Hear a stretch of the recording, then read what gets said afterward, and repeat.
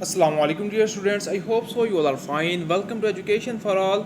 उम्मीद करते हैं कि आप सब खैरियत से होंगे। तो जैसा कि आप जानते हैं कि जो रजिस्ट्रेशन का प्रोसेस है 44 नर्सिंग कॉलेजेस में उसका आगाज़ हो चुका है। 10 जुलाई से लेकर 24 जुलाई तक अप्लाई डेट है। तो आपने करना क्या है, सबसे पहले आप लोगों ने साइट पे जाना है, PNS टू PHF वाली साइट पे आपने जाना है। लिंक जो है वो एडवर्टाइजमेंट के ऊपर भी शेयर किया गया है और आप उस एडवर्टाइजमेंट को कम्युनिटी में जाकर देख सकते हैं, और मैं उसे डिस्क्रिप्शन में भी शेयर कर दूंगा ताकि आप वहाँ से डायरेक्ट चले जाएं साइट के ऊपर। ठीक है, आपने साइट के ऊपर जाना है। सबसे पहले अगर आप रजिस्टर्ड नहीं हुए अभी तो आपने अपने आप को रजिस्टर करना है। ठीक है, जब आप रजिस्टर करेंगे तो वहाँ पे आपने अपना वैलिड मोबाइल नंबर और वैलिड ईमेल एंटर करना है। ठीक है, फिर क्या होगा, आपको आपके मोबाइल नंबर के ऊपर OTP रिसीव होगा। फिर आपने अपने वो OTP और अपना मोबाइल नंबर एंटर करके कर देना है। ठीक है, फिर आपके सामने जो है वो रजिस्ट्रेशन के लिए पोर्टल ओपन हो जाएगा। फिर आपके सामने कुछ ऐसी स्क्रीन आएगी, उसके ऊपर 3 चीज़ें होंगी: वार्निंग, एलिजिबिलिटी, प्री क्वालिफिकेशंस और अटैचमेंट। आपने इन सारी चीज़ों को रीड कर लेना है। ठीक है, the information given in the application form and scans of original document shall be verified at 3 stages: during application processing, time of acceptance by teaching institution, during the training. A disciplinary action will be initiated if any document uploaded at tax submission found fake, incorrect, forged।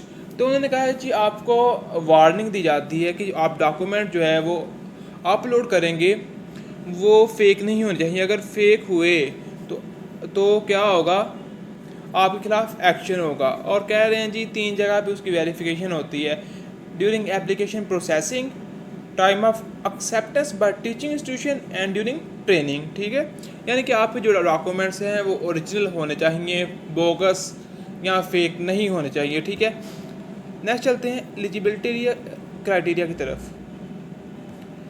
जो eligibility criteria है उसमें हमारे पास include है matric with science, जिसमें शामिल है physics, chemistry, biology as compulsory subject. और FSC की तरफ चलते हैं तो FSC pre medical will 50% marks. 50% marks वाले अप्लाई कर सकते हैं डेफिनेटली, बट जो सिलेक्शन होगी वो मेरिट भी होगी। जेंडर जो है वो ओनली फीमेल ही अप्लाई कर सकते हैं जेंडर, बट 43 में जो है वो फीमेल्स अप्लाई कर सकते हैं। लेकिन जब बात करते हैं गवर्नमेंट टीचिंग हॉस्पिटल शाहजरा की तो उसमें मेल्स भी अप्लाई कर सकते हैं। आई थिंक ये साइट में कोई इशू आ रहा है जिसकी वजह से यहाँ पे ओनली फीमेल लिखा हुआ है। यहाँ पे उनसे गलत इन्फॉर्मेशन पुट हो गई है। The maximum age limit is 35 years. 35 years maximum age limit है। अटैचमेंट्स, क्या आपने क्या क्या अटैच करना है?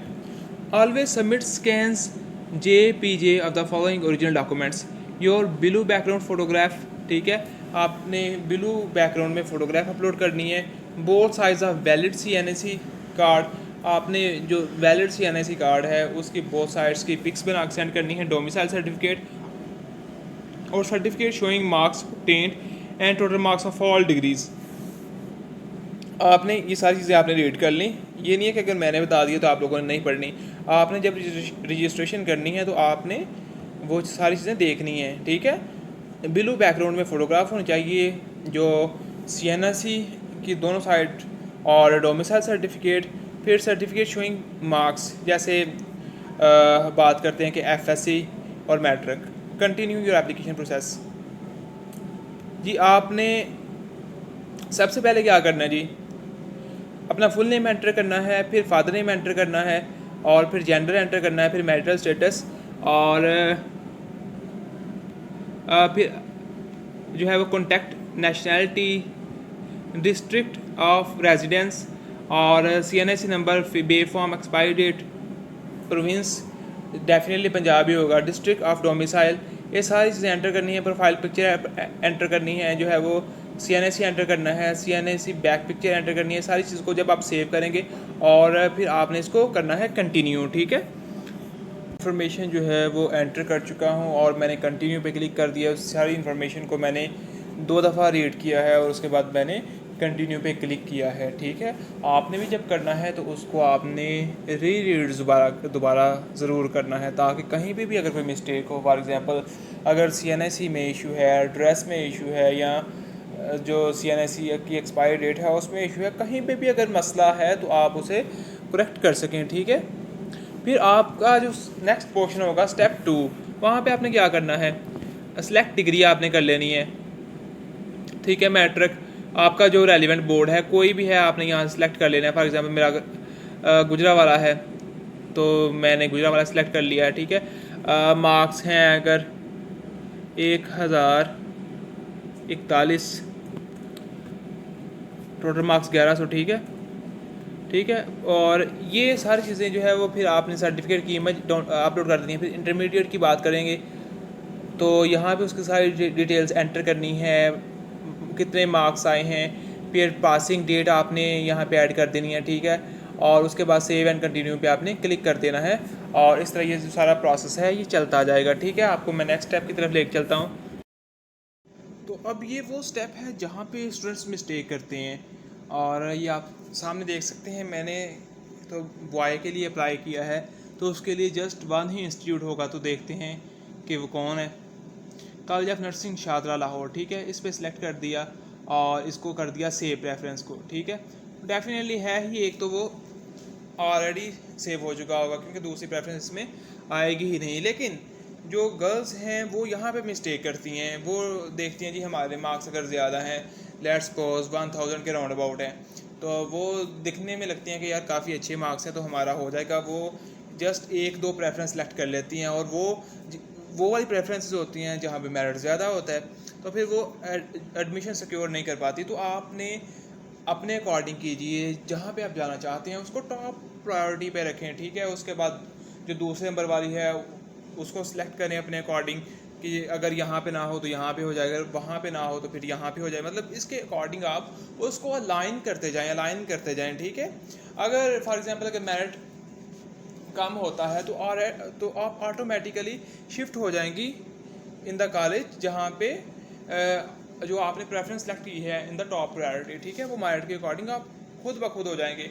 तो यहाँ पे आप लोगों ने गलती नहीं करनी, और जो पीछे आपने तमाम इंफॉर्मेशन ऐड की है या डॉक्यूमेंट्स अपलोड किए हैं वो अच्छी तरह अपलोड करने हैं, देख के कहीं गलत डॉक्यूमेंट अपलोड ना कर दें, और फिर बाद में आपका नाम जो है वो रिजेक्टेड कैंडिडेट्स की लिस्ट में ना आए। सो ये बहुत सिंपल सा प्रोसेस है, ठीक है, और इसको कंटिन्यू करना है फिर आप लोगों ने।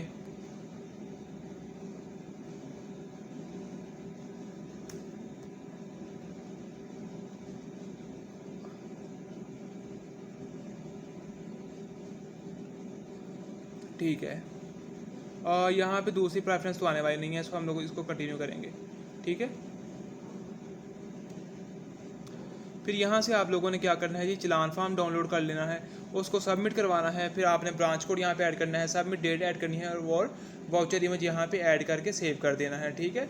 और कुछ स्टूडेंट्स का यहाँ पे भी इशू आता है। लास्ट टाइम ऐसा हुआ कि एक स्टूडेंट ने मुझे कहा जी मैंने तो सब कुछ कर दिया है, चलान बस चलान अपलोड नहीं किया, इवन कि डेट गुजर चुकी थी और फिर उनका नाम भी नहीं आया। सो सारी चीज़ें जो हैं वो आप लोगों ने A to Z ध्यान से करनी है। ये नहीं हो कि आप कहें जी चलान फॉर्म तो मैंने जमा करवा दिया है तो क्या ज़रूरत है अपलोड करने की, या मैं लास्ट डेट पे अपलोड कर दूंगा तो साइट में भी इशू आ सकता है। सो आपने टाइमली ये सारी चीज़ें कवर अप कर लेनी है। So thank you so much for your time.